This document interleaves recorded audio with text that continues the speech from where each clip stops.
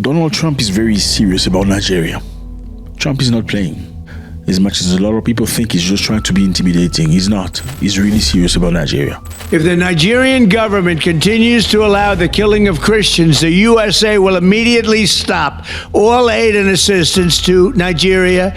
We're going to do things to Nigeria that Nigeria is not going to be happy about and may very well go into that now disgraced country, guns a-blazing, to completely wipe out the Islamic terrorists who are committing these horrible, horrible atrocities. I'm hereby instructing our Department of War to prepare for possible action.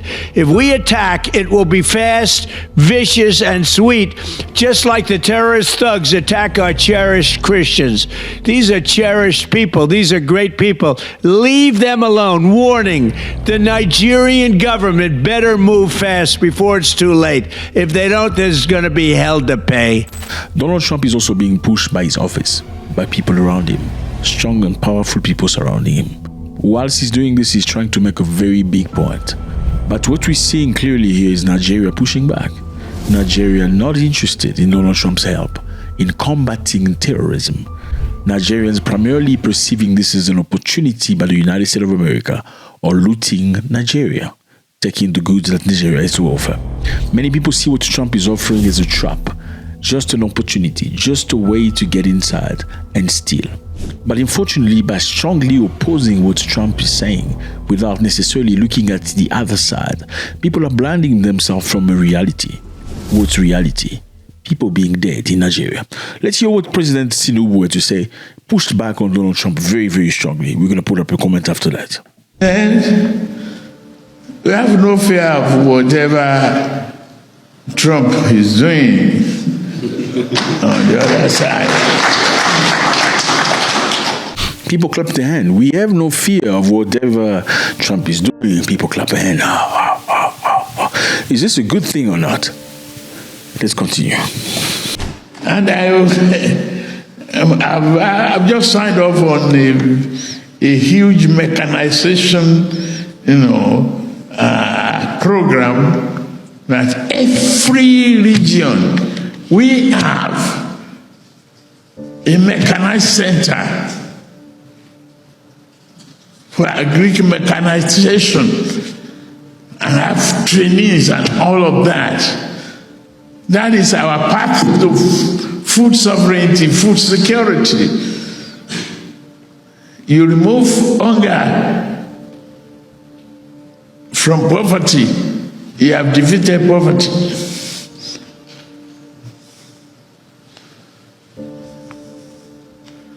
All I can promise you is where we started and where we're going. And your children's education, the path to Nigerian recovery, we are on it. Go home, be assured. Don't let anybody threaten you of any uncertainty. We are certain we are going to succeed. That's what we believe in. The honesty in Buhari, what we inherited from him, is total commitment. Okay, so did you get what he said? Did you get what he said? Besides, don't let anybody threaten you. Don't worry about what Trump is saying. Is there any solution that you perhaps suggesting throughout this speech? This is what Donald Trump said initially. I'm Nigerian. Just wanted to ask you, do you envisage US boots on the ground? Could be. I mean, a lot of things I envisage, a lot of things. They're killing record numbers of Christians in Nigeria. And they have other countries very bad also. You know that part of the world very bad. They're killing the Christians and killing them in very large numbers. We're not going to allow that to happen. They're killing record numbers of Christians, okay? A lot of Christians are being killed in Nigeria. We're not going to allow that. The question is this one. They're killing record numbers of Christians. Many Christians are being killed. Is that sentence a wrong sentence? My other question is this one. A lot of people have said that it's not only Christians that are being killed in Nigeria. Okay, there are many other people that are Muslims. There are animists and others that are being killed. Let me just remind you here, Nigeria has two major parts, the north and the south, as you can see on the map. The north is primarily Muslim, and the south is primarily Christian, with animists and African believer and more other. However, a lot of the things happening, usually it's in the north, but now in other pouches of places where people don't unexpectedly get trained into killings. Now, when people say it's not only Christians that are unalive, there's also other people from other places being unalive. My question is, why then do you find it problematic when somebody says, okay, because it's not only Christians that are being killed, there's also other people.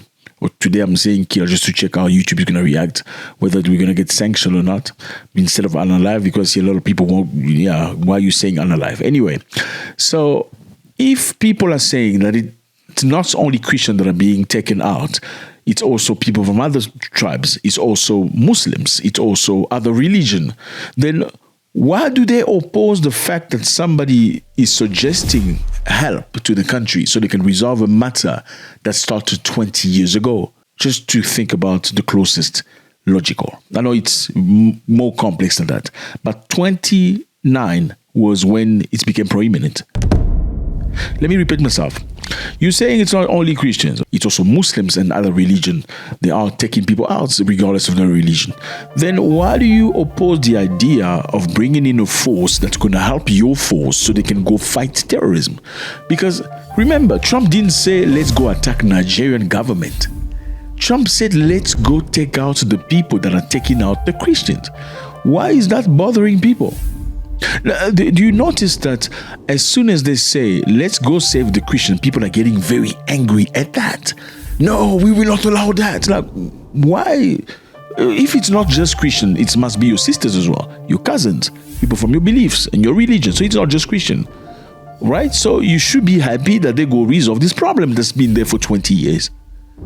I'm sure if you think Trump is trying to come to steal, there must be mechanism. There are very smart people in Nigeria that can draw up an agreement and understanding with the United States of America in whichever way they're going to do, whether America is going to be in the sea, throwing missiles, tomahawk, boom, into the spot where they need to bombard, while the Nigerians are going on earth and go and finish. You can draw an agreement that protects the interests of Nigeria. You can draw an agreement that says, okay, you can come here, we can work together. We're going to be the front, you're going to be the backside. And after we've done this in 2 years, you're done, you must return to your country. You can draw an agreement and hold the USA accountable to the United Nations or other countries or other bodies. Why are people opposed to that? They just, no, you can't come here. People are marching in the street. It's like what Trump has said is worse than people being killed every single day. That doesn't pose you a problem. Let's continue. Mr. Donald Trump, let you be aware that Nigeria is not Vietnam. Nigeria is not Afghanistan. Nigeria is not Iraq. Nigeria is not Iran. Nigeria is not Venezuela. If you attempt to encourage and make aggression and send your armed forces to Nigeria to wage war, it's an unscrupulousness. But be aware that our mosquitoes, they are waiting for your soldiers to bite them and infect them with malaria fever to die instantly. And okay, I know it's a little bit funny, but remove the funny side. If you come and attack our country, our mosquitoes or our people, Trump never said I want to come and attack Nigeria. He said if the government doesn't do its job, which is protecting the people, the United States of America will come gun blazing to go and protect the people by destroying the very people the government seems to be struggling to destroy. So why is Trump being attacked? I'm just asking a question. Do we want to see this problem that started a long time ago resolved or not? I mean, even if Trump is not 100% right, I'm sure there should be another way to say, no, Mr. Trump, can we work out something? Instead of saying, no, this is not Vietnam, this is not Afghanistan. If you come here to attack us, he didn't say, I'm going to attack you. He's attacking the terrorists. Unless there's something here we don't understand. I mean, What's happening? Is somebody perhaps working with these people? That's why you're getting very upset? Is this something that's being managed from internally? Somehow, I know people accuse America of financing them. Well, maybe America financed them. Does that mean only America is involved? Well, those people are Nigerians, they're not Americans. So some people in Nigeria that could possibly be situated in higher places of government could also be involved. I said could, keep that in mind, could be involved or gaining something out of it in some other ways. Why are they so angry? Let's hear what this guy has to say. So let me get this straight. President Trump offers Nigeria his terrorist eradication services. And all of a sudden, there is an anti-Trump protest by none other than the Islamic movement. It's a little sus, right? I mean, they were telling us that there, first and foremost, is no genocide, let alone a genocide of Christians in Nigeria, that it's not targeted, it's everybody. As a matter of fact, a multitude of Muslims are in danger. And to that, I would say, oh, well, fantastic. Then let's go ahead and get rid of the people who are causing this. Let's go ahead and get rid of Boko and the Fulani. Let's go ahead and just the whole thing. Clean sweep so everybody can. Okay, not the Fulani. I don't think he meant to say that. Okay, he doesn't understand what he understands. Perhaps that the people that are doing Boko and bandits are probably from some area and some ethnic group.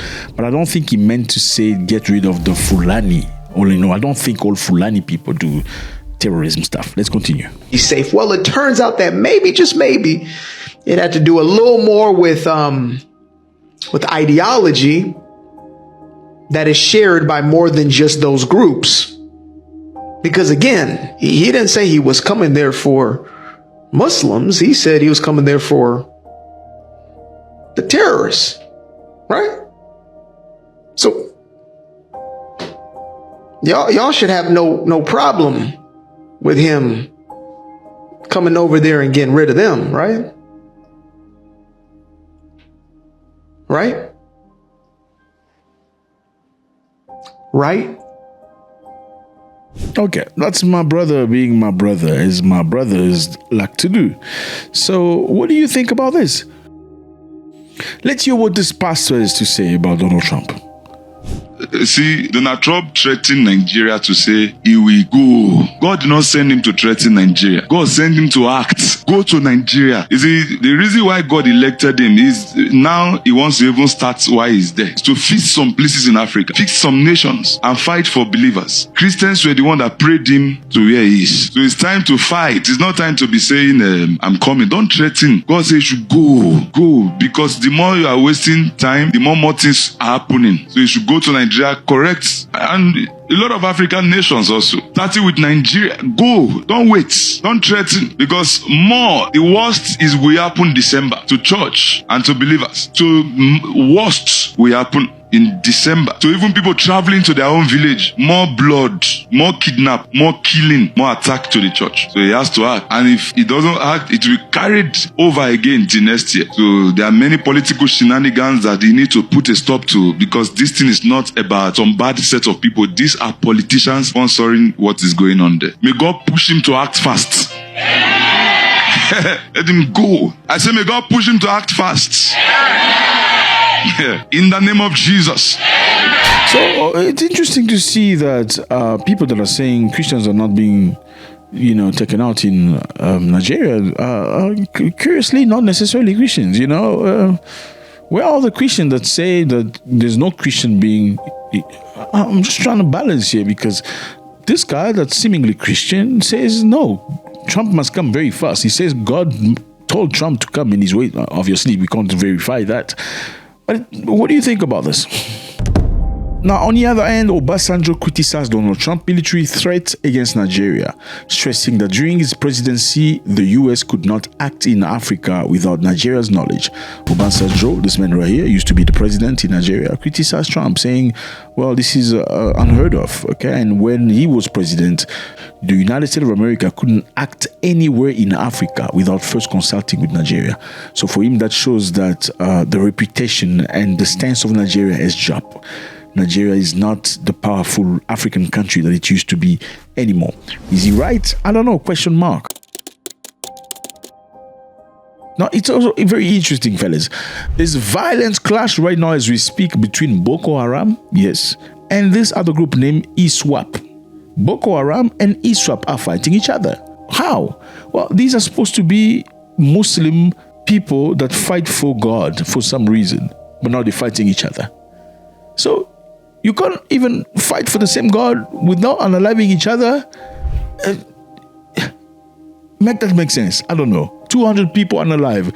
Boko Haram and Islamic State West Africa. Like, it's crazy. Now, we're going to leave up on some interesting note on Nigeria as well. I'm preparing for a match against Gabon in Morocco. This is a must-win match to qualify for the World Cup.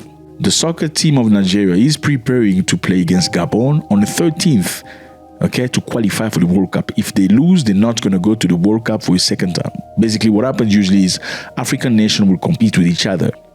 And the winners of groups, a bunch of them, maybe 5 or maybe a bit more, will go to the World Cup somewhere in the world and represent Africa. Now, Nigeria was not able to do so the last time. Now, they're also facing a situation where they have to win against Gabon or else they're not going. However, there's a problem. Preparation have been disrupted. Why? Players and officials boycotted training over unpaid bonuses. Clearly, you can see Nigeria, it's a very interesting country. The giant of Boko Haram. No, I didn't mean to say that. The giant of many things. Unpaid soccer player, people being unalive somewhere there. Some people want out the country. They want it divided. They don't feel like they belong in a country. They belong in a tribe. Some people are Muslims, others are Christians. Christians have been taken out. It's a lot of problems. But the music is working well. Music side, things are good. Let me know how you feel about this. Again, we're going to leave on this note. Donald Trump is suggesting to come and destroy a problem that's choking Nigeria for about 20 years now. This is a real situation. And people say it by countering Trump by saying that it's not only Christians that are being taken out. There are also Muslims and other religion people that are being taken out. Now, that should be an incentive, shouldn't it be? Because we're struggling as an army, as a nation, as a government. How about you come? Let's just sign a guild deal. Let's make sure we bring our intellectuals so we can sign an open deal with the supervision of the United Nations. Or let's call the United Nations, not to do something. So it's clear. Can they come and stay? Yes, they can come and stay, but you can write something that makes it clear. You're not coming inside. You can bombard from the sea using your Tomahawk bombs. We can go in and finish the problem. You stay away. Or you can come through the air and bombard, and we can come inside and finish. How about that? Why is that something that raises everybody? And then everybody comes to the street angry, wants to fight. Are the people involved in this situation? That's a question. Are people maybe involved? Are people in Nigeria involved in this? Are people in Nigeria in high power getting something out of this situation? Are they getting some incentive? Let me know how you feel about this. God bless.